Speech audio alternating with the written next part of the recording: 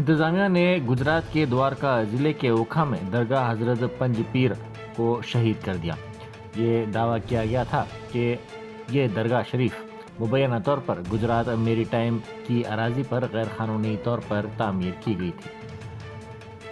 बेट द्वारका और ओखा में मुबैना गैर कानूनी तामीरात के खिलाफ मुहिम तीसरे दिन भी जारी रही। मुहिम के दौरान अमन व अमान बरकरार रखने के लिए पुलिस की भारी नफरी को तैनात कर दिया गया।